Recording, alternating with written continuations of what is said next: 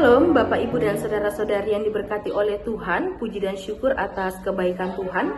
Kita boleh ada sampai detik ini, itu semua karena kasih Tuhan. Firman Tuhan yang menjadi renungan malam kita diambil dari kitab Kejadian pasal 6 ayat 1 sampai dengan 8. Di sini saya memberikan tema kejahatan manusia dan kasih karunia Tuhan. Diajak kembali untuk melihat keadaan manusia sebelum peristiwa air bah, di mana ada satu masa ketika manusia semakin bertambah banyak, tetapi hati mereka justru menjauh dari Tuhan.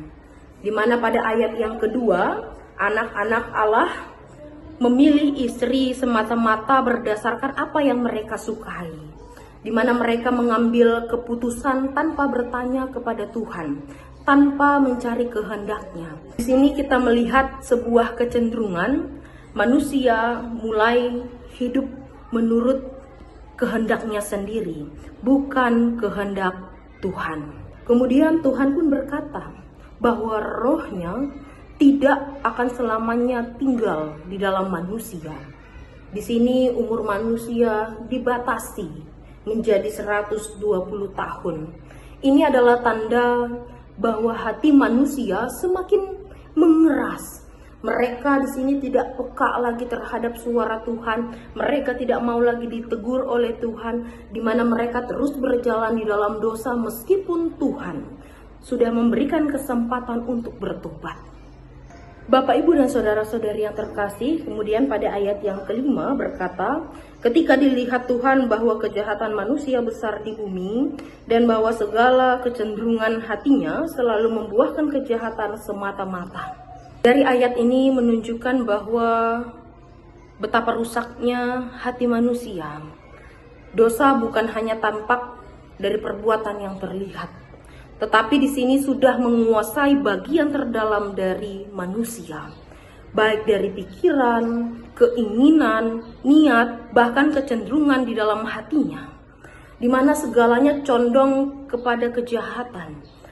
Maka menyesallah Tuhan, dan hal itu memilukan hatinya. Ini menunjukkan bahwa Allah bukan pribadi yang jauh. Ketika manusia memilih jalan dosa, di sini kita lihat hati Tuhan sedih, terluka, di mana Ia menciptakan manusia untuk bersekutu dengannya, hidup dalam kebenaran. Namun manusia justru memilih berjalan dalam kehancuran. Maka Tuhan memutuskan untuk menghapuskan manusia dan makhluk yang telah Ia ciptakan. Di sini keputusan bukan hanya muncul begitu saja, melainkan keadilan Allah yang harus dinyatakan ketika kejahatan telah memenuhi bumi dan tidak lagi dapat dibiarkan. Namun di tengah-tengah situasi tersebut, tetapi Nuh mendapat kasih karunia di mata Tuhan. Kata tetapi di sini seperti cahaya di tengah malam. Ketika seluruh dunia tenggelam dalam dosa, ada satu orang yang berjalan berbeda. Nuh tidak digambarkan di sini hebat, kuat, gagah, terkenal. Namun di sini ia mendapatkan kasih karunia. Artinya adalah Nuh memilih untuk hidup dekat kepada Tuhan. Dia mau mendengarkan suara Tuhan, bahkan tetap setia terhadap dunia yang semakin rusak. Dalam bagian ini ada beberapa hal yang akan kita renungkan. Yang pertama, dosa dapat menguasai hati jika kita tidak menjaganya. Manusia pada zaman Nuh tidak rusak dalam satu hari.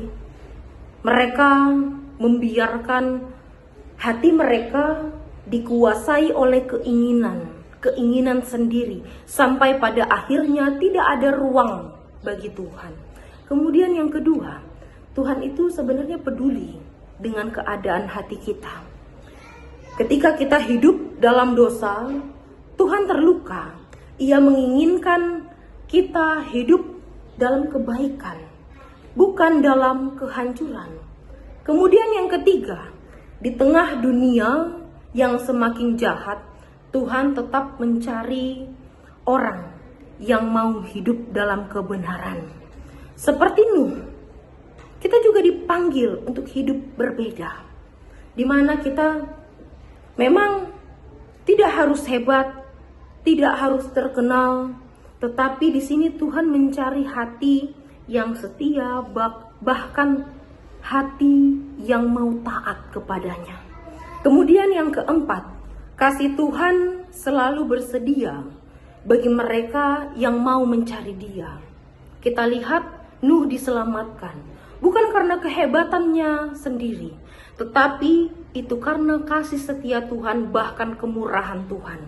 Begitu pula dengan kita. Hari demi hari kita hidup hanya oleh anugerah Tuhan.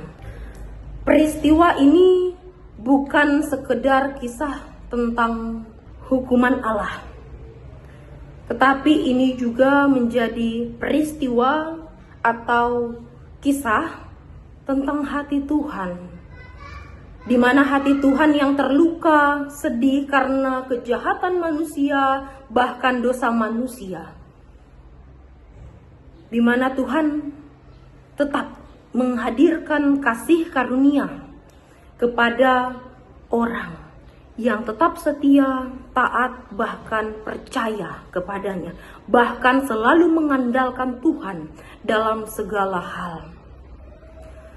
Melalui firman Tuhan kita pada hari ini, mari kita belajar menjaga hati, di mana kita tetap hidup dalam kebenaran di hadapan Tuhan, bahkan menjadi pribadi seperti Nuh yang tetap setia, taat, bahkan berjalan bersama Tuhan.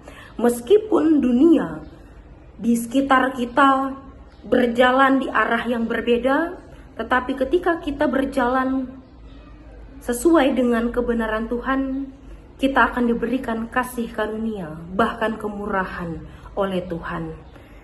Demikian firman Tuhan, kiranya firman Tuhan menguatkan hati kita. Mari kita bersatu di dalam doa. Sungguh besar kasih setia Tuhan di dalam kehidupan kami. Kami berterima kasih atas setiap kemurahan, bahkan penyertaan tangan Tuhan dalam kehidupan kami. Biarlah firman-Mu itu tidak berlalu begitu saja, namun melekat di dalam hati pribadi kami. Ajar kami Tuhan untuk selalu taat dan setia kepadamu Bapa. Ajar kami Tuhan untuk selalu bergantung kepadamu Tuhan. Apapun yang menjadi persoalan kehidupan kami, biarlah kami menyerahkannya di dalam setiap tangan Tuhan. Di dalam nama Tuhan Yesus Kristus kami berdoa dan bersyukur. Amin.